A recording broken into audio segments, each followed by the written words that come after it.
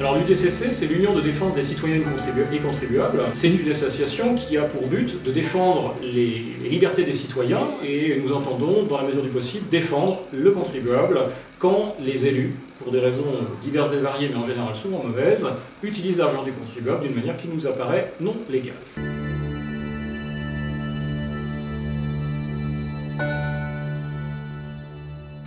Eh bien, ce déplacement à Bordeaux a eu pour objectif la création d'une section bordelaise pour lutter contre le projet de cette future mosquée, donc qui nous apparaît foncièrement illégal.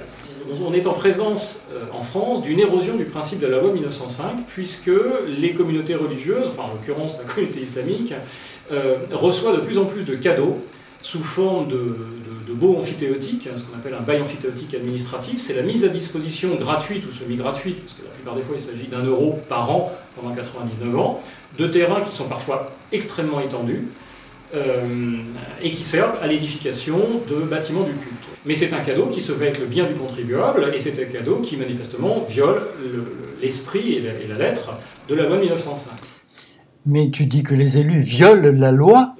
Les élus de la République font des arrangements qui violent les lois françaises, mais que face à une espèce de passivité du citoyen, et les élus tout simplement s'en tirent parce que personne ne dit rien. Seuls des élus ont la capacité de mettre à disposition d'organisations religieuses des terrains qui appartiennent à la communauté. De très nombreux élus font ça et s'en tirent sans aucun problème. À partir du moment où personne ne dit rien, parfois tout se passe bien. Si on vous vole par exemple votre portefeuille que vous n'avez pas porté plainte, le voleur ne sera jamais poursuivi et personne n'aura jamais de problème. Mais alors que peuvent faire les citoyens dans pareille situation? Et qui ont fait ce qu'il faut, qu'on demande l'application de la loi, on s'apercevra qu'il y a des retombées positives et que ce genre d'agissement finira par cesser. Et tu entrevois des résultats concrets?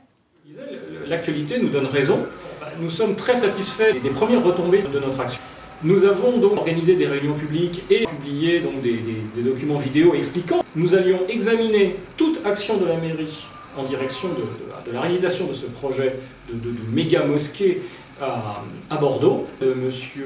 Juppé, en collaboration avec M. Oubrou, imam de la mosquée, et que nous porterions devant le tribunal administratif toute mesure qui serait illégale.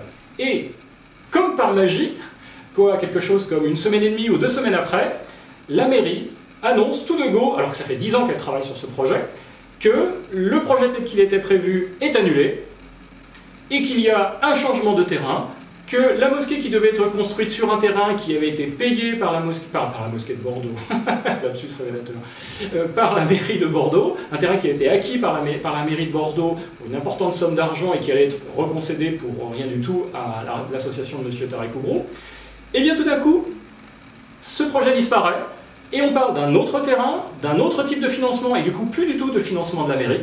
On sait que la mairie de Bordeaux est au courant de notre action, puisque lors du débat qu'il y a eu récemment à la télévision entre Marion Maréchal Le Pen et M. Juppé, M. Juppé nous évoque indirectement en disant à Marion Maréchal Le Pen « Oui, mais vous avez des amis qui sont opposés à la construction de la mosquée à Bordeaux ». Il faisait référence, j'imagine, à nous. Sauf, bon, ce qu'il ignore, c'est qu'il n'y a pas de rapport entre nous et le Front National, que c'est une action complètement indépendante, mais c'était bien la preuve qu'il est au courant que notre action avait eu lieu et qu'il avait visionné les vidéos.